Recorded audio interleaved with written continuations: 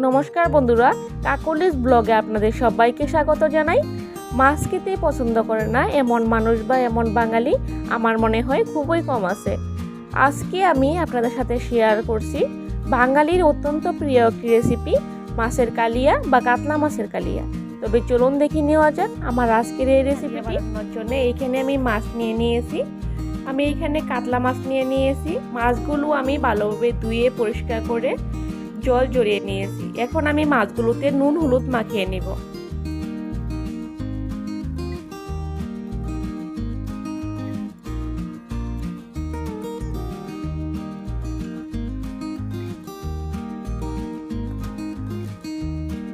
ভালোভাবে আমি মাছগুলোতে নুন হলুদ মাখিয়ে নিব। এদিকে একটি মিক্সিং জারে পেঁয়াজ, আদা, রসুন, কাঁচা লঙ্কা হালকা জল দিয়ে এগুলো আমি পেস্ট করে নেব। এই একই গ্রাইন্ডারে আমি টমেটো পেস্ট করে নিব। এদিকে আমি চুলায় কড়াই বসিয়ে নিয়েছি, কড়াই গরম হয়ে গেছে, এখন তেল দিয়ে দিব।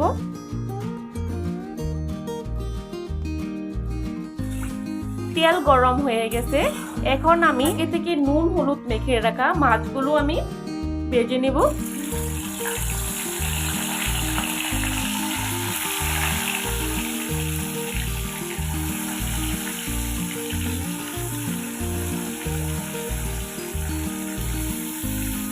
মাছগুলো আমি দুটো সাইডেই হালকা করে ভেজে নেব, বেশি লাল করে ভাজবো না।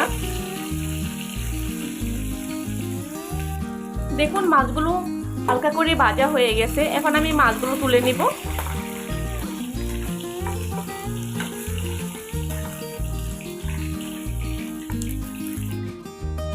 এখন আমি দিয়ে দিব গোটা জিরা, শুকনো লঙ্কা আর একটি তেজপাতা। আবারও হালকা নাড়িয়ে চাড়িয়ে তেজপাতা, শুকনো লঙ্কা আর গোটা জিরা ভালোভাবে ভেজে নেব। দেখুন ভাজা হয়ে গেছে, এখন আমি আগে থেকে পেস্ট করে রাখা পেঁয়াজ, রসুন, আদা আর কাঁচা লঙ্কার পেস্টটাকে দিয়ে দিব। গ্যাসের ফ্লেমটাকে লো করে মশলাগুলো আমি ভালোভাবে কষিয়ে নেব।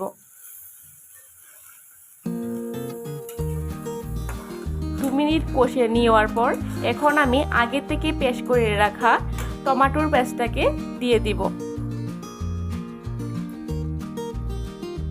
এখন আবারও ভালোভাবে কষিয়ে নেব।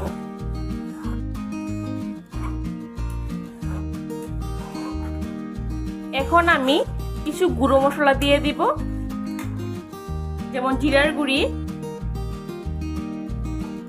হলুদ গুঁড়ি, মরিচের গুঁড়ি। আপনারা চাইলে কাশ্মীরি লঙ্কার গুঁড়িও দিতে পারেন, আমি কাশ্মীরি লঙ্কার গুঁড়ি দিব না। আর দিয়ে দিব স্বাদ অনুসারে নুন।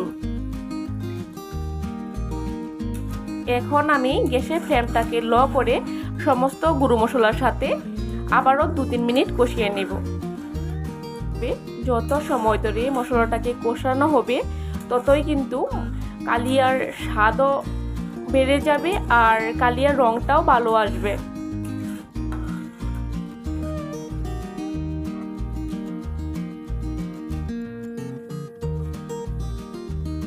2-3 মিনিট ভালোভাবে কষিয়ে নেওয়ার পর এখন আমি আগে থেকে ফেটিয়ে রাখা টক দই দিয়ে দিব।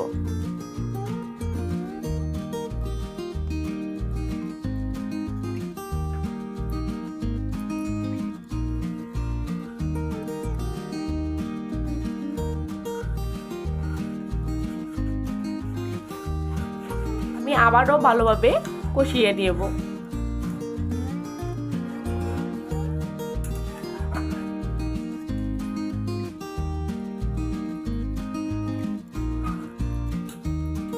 ভালোভাবে কষিয়ে নেওয়ার পর এখন আমি জল দিয়ে দিব।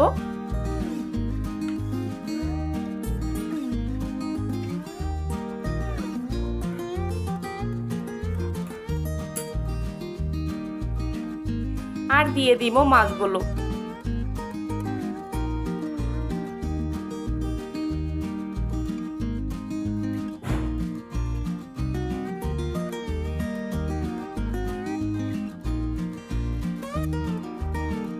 আর এখন আমি গ্যাসের ফ্লেমটাকে মিডিয়াম করে 2-3 মিনিট রেঁধে নিব।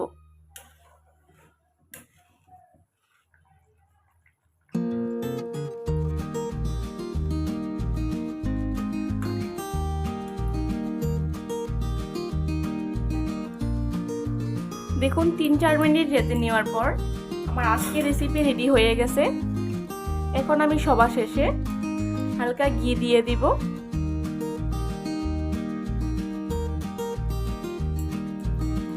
আর আরেকটু নাড়িয়ে চাড়িয়ে ঘিটাকে আমি ভালোভাবে মিশিয়ে নিব। আর গ্যাসের ফ্লেমটাকে অফ করে দেব।